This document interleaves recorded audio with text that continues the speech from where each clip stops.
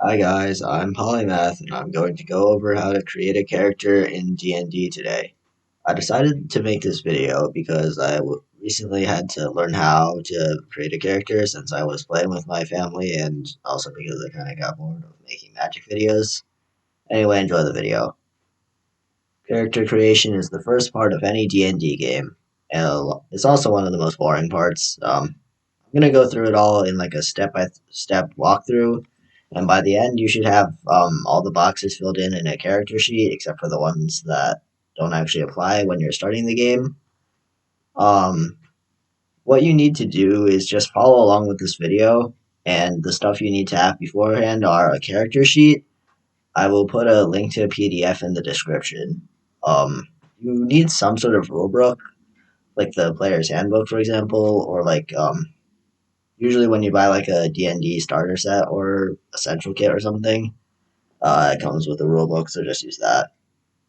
You also need a D6 die or 4 6-sided die to speed up the process, although like having all the a full set of dice would help too.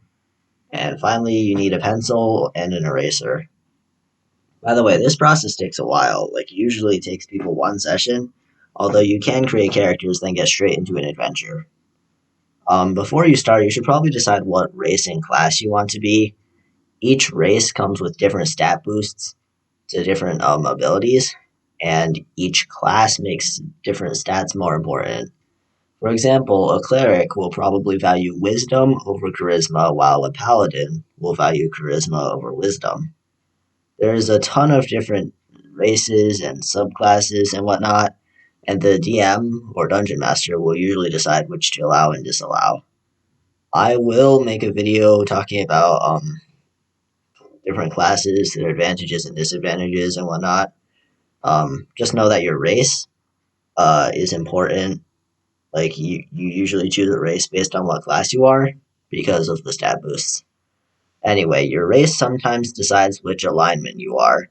If not, you can just pick one. The options first you need to choose like your opinion toward the law. Your options for the first word are chaotic, neutral, and lawful. Chaotic means you don't follow the law, and lawful means you absolutely follow the law. And the second word is morality, like good, neutral, or evil. To choose a class, uh, there's like 11 primary classes and a ton of subclasses and multi-classing options.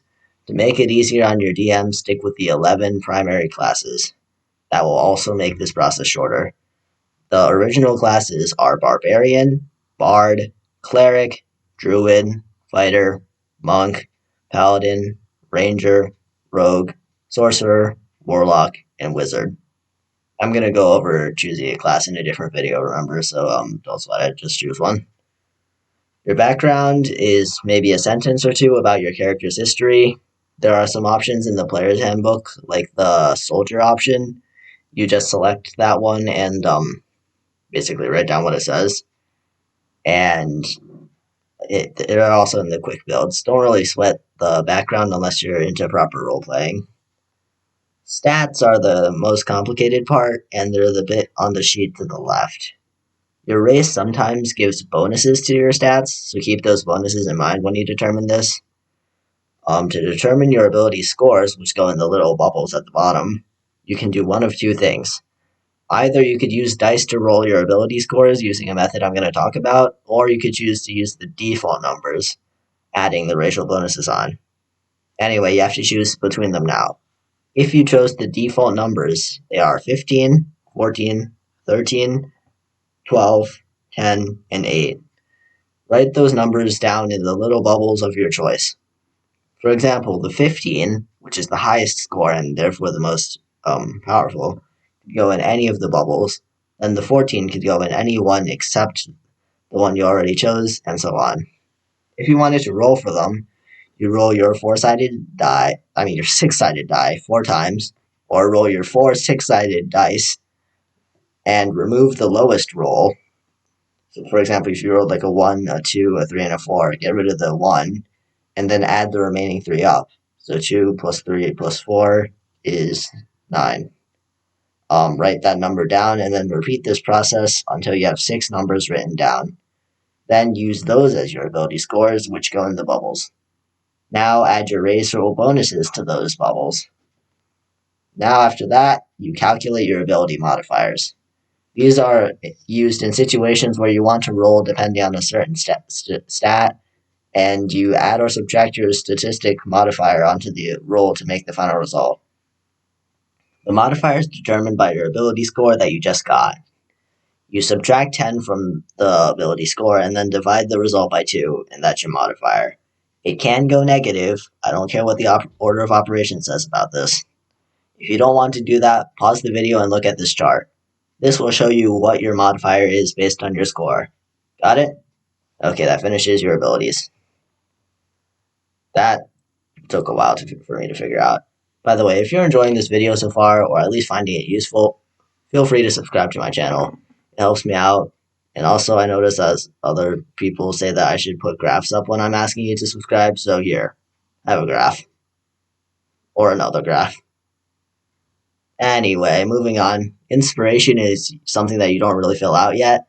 You can fill it out later when based on like your character's backstory, in case you're inspired by a certain thing, or you could just leave it blank. Your character will earn inspiration from other characters or the DM, and that is tracked here. Proficiency, another annoying part. Just put a +2 in the box where it says proficiency. This increases as you level up. Please refer to your class description, which is like the description of which class you chose, to see which levels it increases at. Saving throws, another thing I didn't figure out until way too late. Saving throws are ability checks that you make when someone else targets you, like a spell that you're trying to resist. To calculate these, first find out which saving throws you are proficient in. Your class will decide these. Look them up. Fill in the circle next to the 2 that you are proficient in. Now your proficiency saving throw modifiers. These are the modifiers for the saving throw that you're proficient in. To calculate this, you add your ability modifier with the proficiency modifier. For example, for a dexterity modifier of +2 and a proficiency modifier of +3, your saving throw modifier would be +5. When you start, your proficiency modifier is always +2, however. The modifier for the rest of the saving throws that you aren't proficient in are just the ability modifiers. So to recap,